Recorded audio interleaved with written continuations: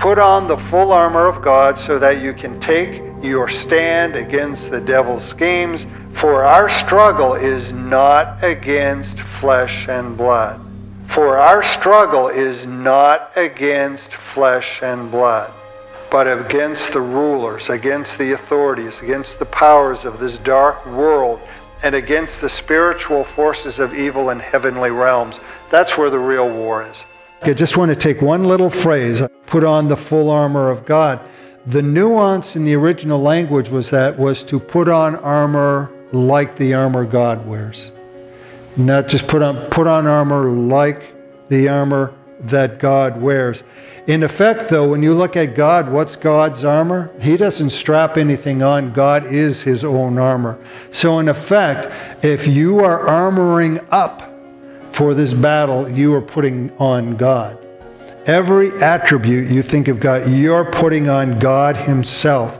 Consider the great toys, the great things you can get on a kid today. There's a kid, man, that is one killer Halo outfit he's got there. Look at that little guy.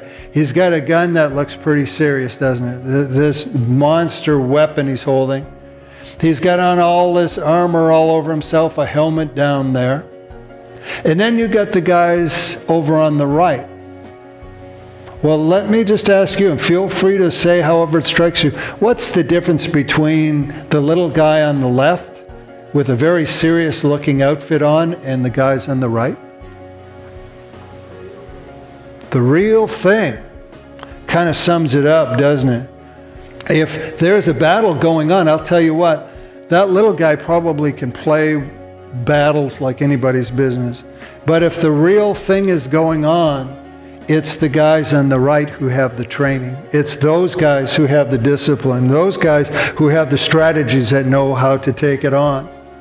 The other thing that's going on in a real battle, like that outfit looks really sharp on the young fellow, but what's it made of? He's got little thin plastic, lightweight things that just look like armor. He doesn't really have any body armor on at all. It just looks like it's toys. It's just thin plastic. If he were to be hit by a bullet in that stuff, it would simply rip right through it. There would be no question. And that gun that he has, it looks serious, but maybe it runs on batteries. Maybe it makes a sound. I don't know. But one thing you can be sure, it doesn't shoot real bullets. It's not a real weapon. It's just a toy to look like a real weapon, as opposed to the real weapons on the right side. Kind of fits in with the church, because you know what? Sometimes we get into these religious environments and people are really good at playing games. And boy, can they play war. Can they play the spiritual war? They've got on the armor, but it's all plastic. They know the language, but it's just buzzwords. And you know, it sounds like they know Scripture, they know the sword of the Spirit, but it's really just a toy. They really don't have it down. They haven't spent any time in it. They haven't reflected in it. It's not really part of them. And the training, well, I'm afraid 30 minutes on a Sunday gets us started, but it's not really the thing that gets the job done. It's playing the war. It's playing the game. It's not the real thing. But we're in a real battle. And there is real evil to be resisted.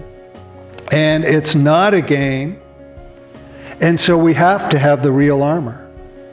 We wear God himself. That's the only armor. And if you're not wearing God, then you're wearing plastic armor.